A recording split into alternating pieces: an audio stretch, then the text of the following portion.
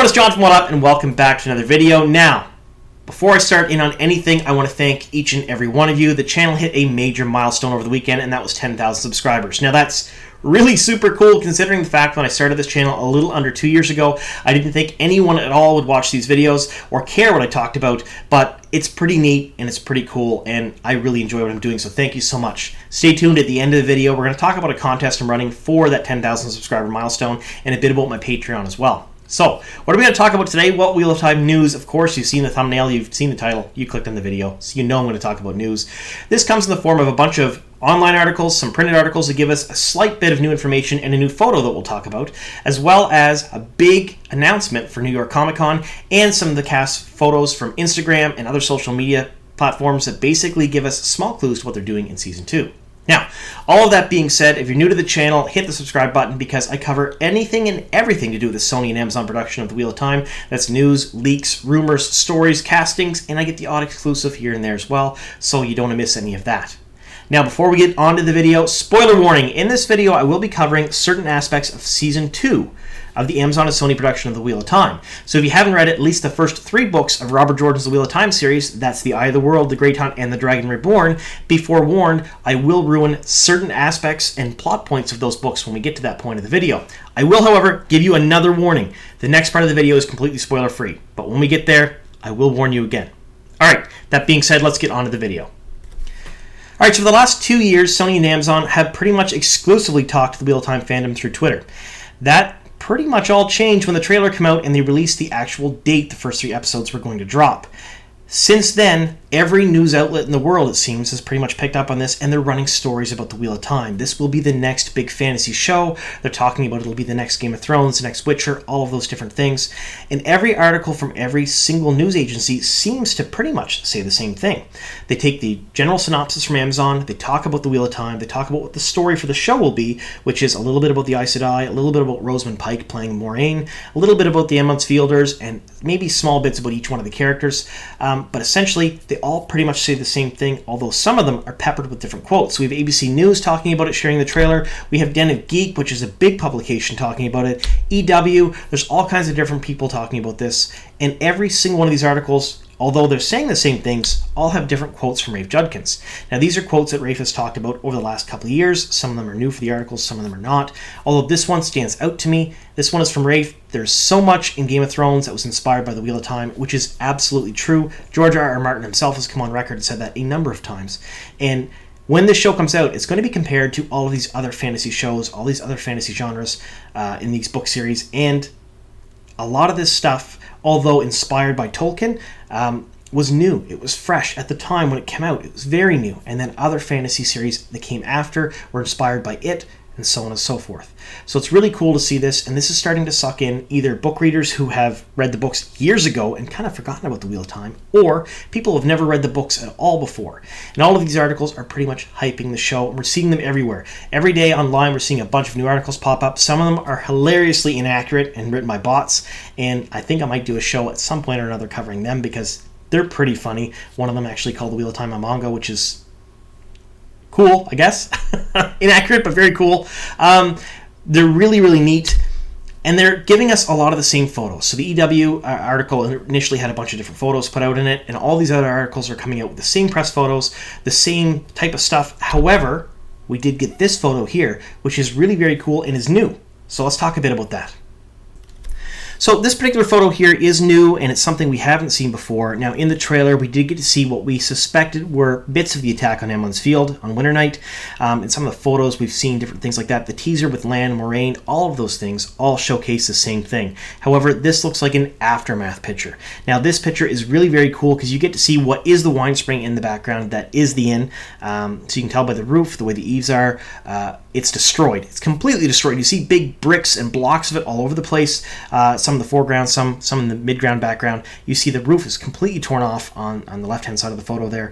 It is really very cool. You see Moiraine looking exhausted, Lan looking kind of, you know, he's tired, but he's a warder, so he's still watching out for his Aes Sedai. Really, really cool, gritty-looking picture. Now, one of the big complaints I've seen from people who've been watching the trailer over and over again who are fans of the series and people who've never read the books before is that it was too bright, too bubbly, too bubblegum, too poppy. They didn't like the fact that it wasn't dark and gritty. Well, let's be honest with you folks. Fantasy doesn't always have to be dark and gritty. It's fantasy, although this photo certainly does scream it. So I think in some of the battles, we're going to see stuff like this. It's going to be very horror, very scary, very cool looking, very dark and slick. Now, this particular photo, I want you to look at the caption, the Wheel of Time's Maureen Rosamund Pike and her protector, Lan Daniel Henney.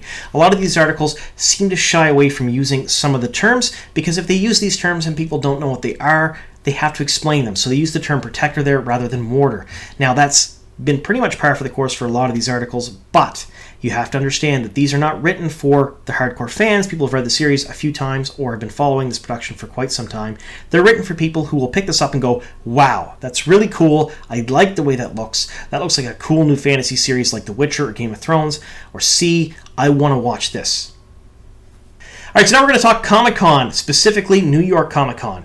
Now, when I talk Comic-Con, I generally think of San Diego or New York. They're the big ones, and it's not just comics, folks. It's TV shows, movies, merch, anything and everything to do with geek and nerd culture, anime, all kinds of different stuff. It's all showcased at these cons, and it's really, really big, really massive, really cool, and the Wheel of Time will be there this year with some of the cast and Rafe Judkins himself. Now, they're going to talk a bit about this on Friday, October 8th at 2:30 p.m. Eastern on the main stage.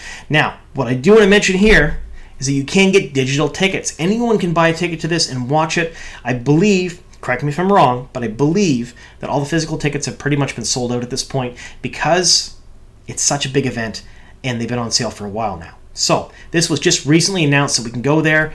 However, just for everyone's information, our panelists will be attending virtually this year is what the Wheel of Time Twitter said, which basically means that Rafe will not be on stage, the actors and actresses will not be on stage. They're all going to Zoom in or team meets or whatever they're going to do. They're going to be on a video monitor and they're going to be answering questions and talking on a panel that way rather than being there in person, which, let's face it, they're in the middle of shooting and filming right now.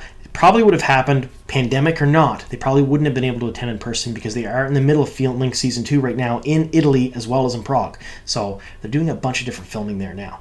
And you can't get all those people together, stop filming just to attend a con, even though it'll be really, really very cool. Now, I know I'll be covering this when it comes out, and there's bound to be a ton of new information about season 1 and perhaps some surprises for us too, which I'm really hoping for. Now, we're all expecting a full trailer because we got the teaser not long ago.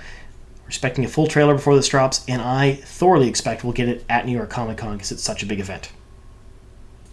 All right, so the next we're going to talk about is this Deadline article. Some of you may remember a Watts series article quite some time ago that basically outed Sana Hamry as a director for some episodes in season 2. I covered it here in the channel, and we talked about it at length, and there were a few naysayers at the time saying, well, it's not official, we don't really know. Well, here it is. This is completely official from Deadline. Sana Hamry is not only a director for season 2, she's directing half of the season. So not just a couple of episodes. She's directing half of the full season. And she's an executive producer as well, which is really very cool. Now, she is best known for her works on Shameless, Rectify, Nashville, Elementary, Glee, and Desperate Housewives. And she was also a producer and director on Empire from 2015 all the way to 2020.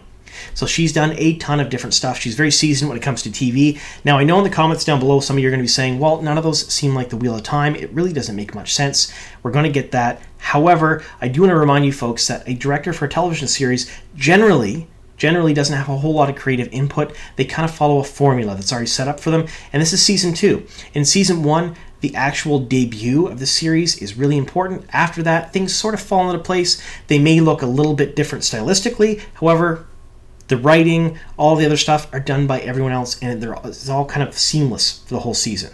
So she has a lot of television directing experience, which is what counts here, and I'm pretty excited to see what she does with the first half, or maybe the second half. We don't know which half she's directing of season 2.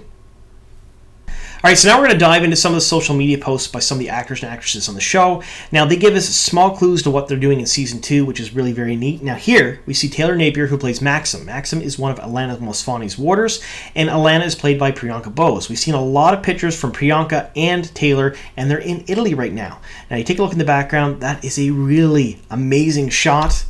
Look at this. Look at the city and the countryside all kind of crammed in together there. Beautiful. Now, I do want to remind you that this is in Italy. Now, when you read the books and you talk about Tyr is basically generally regarded by the fandom to be like Italy. Almost every major country in the Wheel of Time has an analog to a real-world country, and for Tyr, it's Italy. So we think that perhaps they're shooting scenes in Tyr here.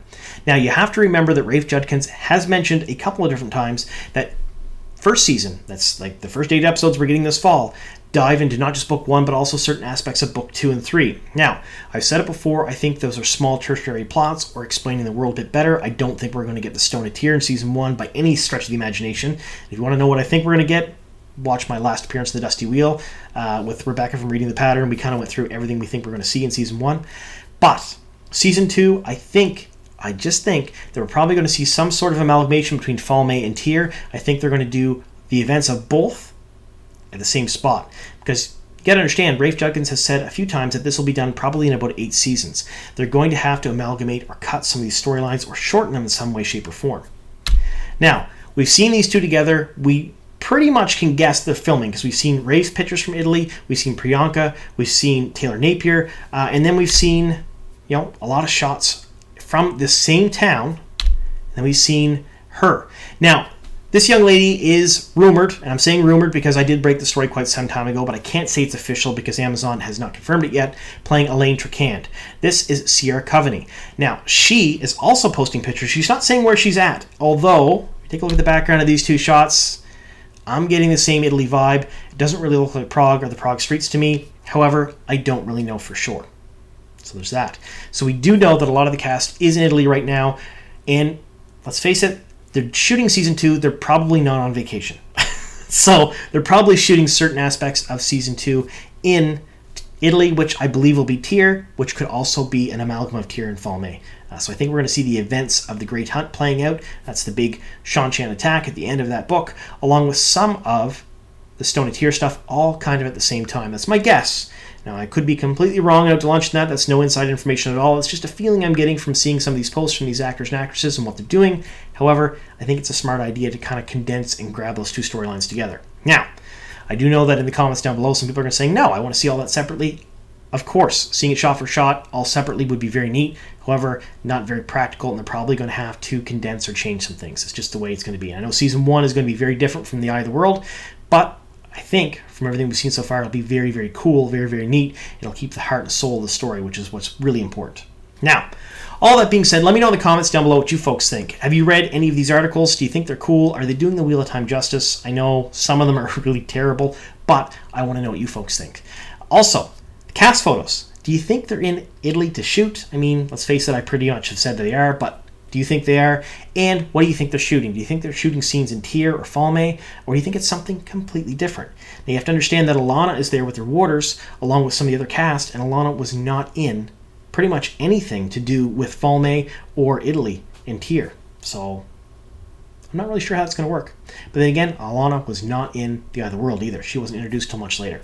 So, really very cool. Let me know what you think down below in the comments. Now, before we finish the video, I'm going to talk about 2 different things. The first thing is my contest I'm running right now, and then I want to talk about my Patreon. So, again, thank you all so very, very much for subscribing to the channel. I never thought I'd hit 10,000 subscribers. This is really, really very cool. Thank you all from the bottom of my heart. Really very neat. I think it's amazing. And again, like I said at the first video, I never thought I would come this far. I was ecstatic when I hit 5 subscribers, and then 10, and then I hit 100, and I was like, wow, like on cloud 9. Then I hit 1,000, and then 2,500, 5,000. Now I'm at 10,000. I don't know how much bigger I'm going to grow. Some of these Wheel of Time channels are in the tens of thousands. I know the Dusty Wheel is almost close to 20. nae'blis is creeping up on 30. And Daniel Green, although not exclusively to deal with Wheel of Time, has hundreds of thousands of subscribers. I don't think I'll ever see that level of success. However, thank you so much. Really very cool. So I'm running a contest. In that contest, you can see the trailer on my YouTube channel. It's the trailer for my channel right now. I've talked about it a bunch of the times, but I'm essentially 3D printing a set of Emmons Fielders minis, and one lucky person who is a subscriber who likes my videos and who comments on my videos will win. And that contest is going to be open, let's say 2 weeks from today. So by the end of the month, I should be able to pick a winner, and then we'll ship that prize out to you sometime in October, which will be very, very cool. So don't forget to subscribe if you haven't already. Don't forget to like the videos. Don't forget to comment on them to get to be a chance to enter every comment on every separate video. So don't 30 comments on one video doesn't help. Every separate video, if you comment on it, it does give you an extra chance to enter. Now, the last thing I want to mention is my Patreon. So I want to thank all of my patrons who have been supporting the channel over the last few weeks. I basically started my Patreon in, last week of August, and quite a few people are supporting the channel, and it is a big help. There's some big things in the works here at the channel, and that money will certainly help with that. And if you do subscribe to my Patreon, as long as you pick one of the tiers, you're going to get some one-up swag in the mail. Everything from stickers to keychains to magnets to t-shirts. I'll give out some stuff to some of the patrons. Essentially, go over to my Patreon, which is, again, linked down below in the description box, and you can pick one of the tiers and get some one-up swag. Again, thank you all so very much for supporting the channel. This has been absolutely a blast last couple of years, and I hope to do this for quite some more time, because this is amazing. Thanks so much, and here's to many more.